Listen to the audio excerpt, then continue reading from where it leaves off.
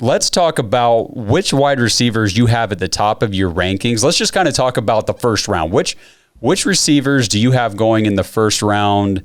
And we don't have to spend a ton of time on these guys because I don't think the Browns are going to get any of these guys, but I'll kind of let you take it from there. All of these guys are so close, man, in my grades. Like, there isn't a whole lot of separation for me with any of the big five wide receivers, as we've been calling them on our podcast. That's the two Ohio State guys, Chris Olave, Garrett Wilson, both speed guys. Both can catch, both great route runners in their own right. Then you have two guys with the injury questions. Jameson Williams from Alabama, who pre-ACL injury in the championship game was the undisputed number one wide receiver for me.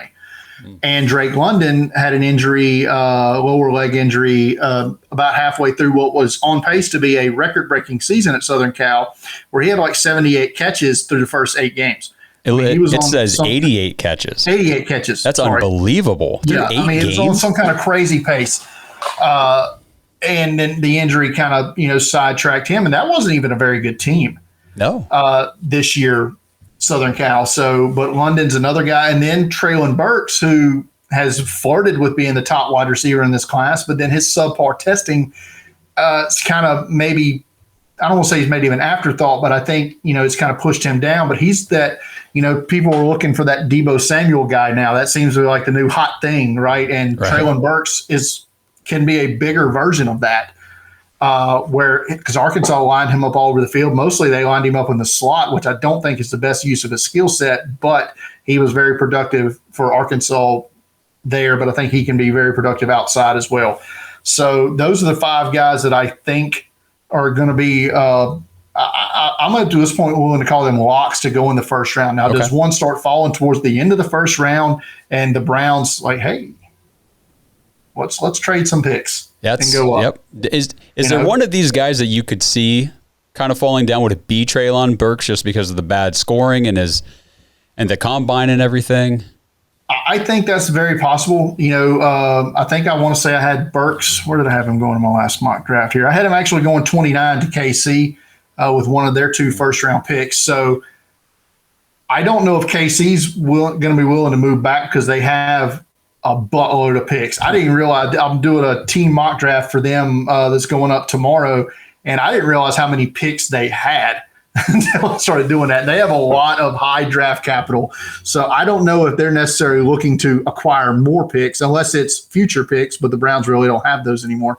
So I don't know if that's the team to trade with. Maybe Buffalo or Tennessee might want to come off of, move back a little bit, but those are kind of like the target range. But maybe Burks falls to Detroit at 32 or something like that, and maybe that's a place. Or I mean, I don't know that Jameson Williams is going to fall, but maybe there's more to his injuries, or maybe it's same with Drake London that scares some teams off, and maybe the Browns want to take a shot at, maybe we have to wait 6 weeks into the season before we get him, but it'll be worth it. Yeah.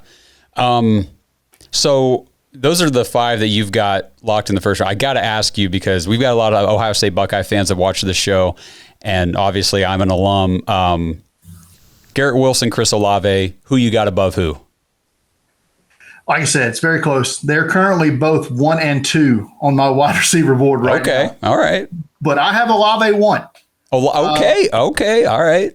And it's for one, and I'll say this just because it's the grade is so close that one thing just sticks out of my head, and it goes back to the playoff game against Clemson and the throw and the catch for the touchdown, the deep route. That play just sticks in my head, and that's why I have Olave ahead of Garrett Wilson.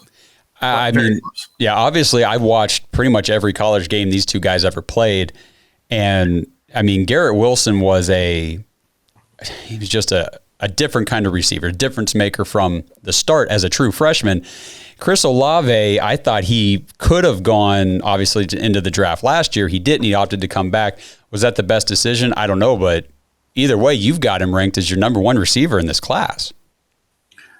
There's reports coming out today, and like I said, anything you hear now over the next 3 weeks, take everything with the largest grain of salt that you can. Right. But there are reports that both of those guys, the NFL is higher on than a lot of draft media, so to speak. Although I've been high on Olave through the whole process. There's even some that think they could both go like in the top 12. Really? And maybe one even in the top 10. So it's going to be fun to see if that actually comes to fruition. But it's those reports are out there today, so we'll see. I feel like Garrett Wilson, at least from my perspective, has got a little bit more of the big play, highlight reel potential. But Chris Olave is a route running savant. Is that what you want to call it? I mean, he's just so smooth in his routes, and he was just a hell of a receiver to watch. I loved him. Yeah, 100% agree there. I think Atlanta at 8 seems to be the niche spot there that the chic spot that everybody keeps going with the receiver, and Garrett Wilson seems to be the receiver that commonly goes to Atlanta in those mocks recently. So it's definitely a spot to watch. Okay. For that. Yeah, I've seen mocks where Olave obviously goes like later in the first round and he's getting picked up by Green Bay, and I'm just thinking, oh my gosh, Chris Olave with Aaron Rodgers. You want to talk about a guy who's going to be where he's supposed to be when he's supposed to be there? That's Chris Olave. Yeah, no doubt about it. Go ahead.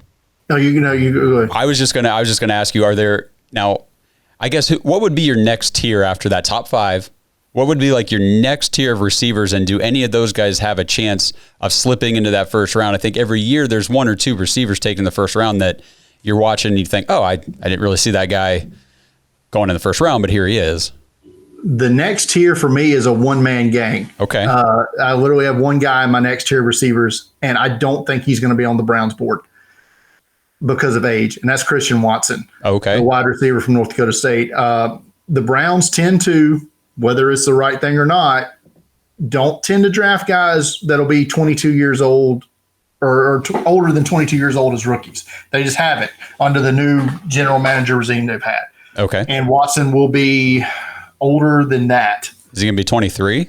I think he may even be 24. I'm not sure. Yeah, I have to check on that. I've checked on that. Okay. But I don't want to say he's still raw, but he has some rawness to his game. But at the Senior Bowl, he was dominant in the one-on-ones down here. And then he's at the Combine, he's tested like one of the most athletic wide receivers of all time. I mean, he's like in the top 99.7 percentile of athletes. Wow. Testing. So his production isn't going to be as high as some of these other guys just because of the offense that North Dakota State ran. It's the same questions we had about Trey Lance as a quarterback in his production last year. It's just they're a run first offense. It's just who they are. It's how they've won 37 straight national championships or whatever at the FCS level. I'm not going to question what they do. It's what they do. Right. But Watson, he's big. He's 6'4", 210, and runs in the 4.3s and jumps out of the stadium. And he's a good route runner, catches the ball well. Age is the thing that keeps him, to me, away from the Browns. But he is my next tier receiver. He's currently number 6 on my board. Then after that, you get into some other names. I think, give me the name I think to watch for the Browns. Maybe they come up in the higher part of round 2. Maybe not get into round 1, but maybe they come up into the, late 30s, so to speak. Is George Pickens from Georgia. Okay. He's going to fit that age. Almost no production at all in 2021. Was injured either in the preseason but he started coming back, and he actually made a big play in the national championship game against Alabama. So if you go back to his 2019, 2020 tape, you see the skill set you're looking for. And then he tested well like every single other Georgia player did. But I think he's going to move up boards. I've even seen, some mocks with him going as one of Kansas City or Green Bay's picks in the first round. I mean, he's started to hear that buzz. I don't know that he's going to get there but that would be a guy I think the Browns could target in round 2. Now, I will say about George Pickens, Browns fans, it would not be the first time that the Browns went after a Georgia player who was really dominant earlier in his college career, got hurt, and then wasn't as productive, but came in the NFL, because Nick Chubb has been tearing it up for us for however many years now. 4 years, 5 years. Exactly. And if it ain't broke, right? That's what I'm saying. Yep. I like George Pickens. I do. It's like the Bengals and LSU players at this point. Just get them all. Yep. If it works, it works. So maybe they don't go with the receiver in the second round, and maybe they look into that third round area. And that's where you start seeing some other guys I think may be of interest to them, like Jahan Dotson from Penn State. You think he's going in the third round? I think it's possible. Okay. Second round, maybe he's another one of those guys in the second round that interests them, like Pickens. Mm-hmm. Okay. But it wouldn't surprise me at this point, because I think there's going to be people are going to look at the number of wide receivers, and it happens every year, and you start seeing them get pushed down. That's true. Because other positions of need start going ahead. So that could be your ticket for Dotson to come down just a smidge. Jalen Tolbert, South Alabama, is another one. Maybe the age is going to be the issue, but you can't argue with his production or speed or size at South Alabama. He had almost 3 1,000-yard seasons at South Alabama, some of the worst quarterbacking I've ever seen in my life. I saw him play 4 times in person this year, if you include the Senior Bowl. I saw him play 3 times in person last year. So, I mean, Tolbert can play, and he's overcome a lot of badness. Okay. At the next level. So I can imagine what he can actually do with a quarterback like Deshaun Watson or somebody that can actually get him the football. Keep an eye out in the third round, Khalil Shakir, Boise State. Okay. This is he's Christian Watson, but smaller, and but a tremendous route runner. His speed is there as well. I'm willing to bet the Browns will have heavy interest in him, especially because of his production profile and his age. Shakir's been one of the best receivers in the Mountain West Conference for the last 2 years. He's also can be the little gadget guy that he's excelled at that at times as well. So those are some guys I think that the Browns will be interested in on the first couple of days. I think honestly they probably need to come away out of this draft with at least 2. Yeah, that's what we're thinking too. Yeah. One early, maybe one in the later rounds, but I think that's probably a safe bet. So let me ask you, let me ask you 4 other names here. The first one's Justin Ross. What can you give me on Justin Ross? I wouldn't even have him on my board at this point. Really? Why not? Well, the testing was so bad, and you're dealing with a guy with coming off a neck injury. And let me see if I can pull up his testing numbers here, just to give you You're good. Go ahead and pull that up. You're going to upset quite a few of our new Texans fans or Clemson fans that are now following the show. Well, I'm not one of those. But as you can tell by my shirt here, not going to hear me say much positive about that university. That's fair enough. That'd be like me evaluating a Michigan guy. Oh, but I do like DPJ. 6'3", 205, but runs his 10-yard split of 1.76. That's not good. Okay. 4.6, 40 for Justin Ross. Only a 31.5-inch vertical. 9'8" broad jump. His RAS score right now is in the 25th percentile. Okay. And a neck injury. No thanks. Okay, well we can move on from Justin Ross. I think you've swayed me away from him. How about John Mechie III? Another guy coming off an injury, but he was very productive at Alabama.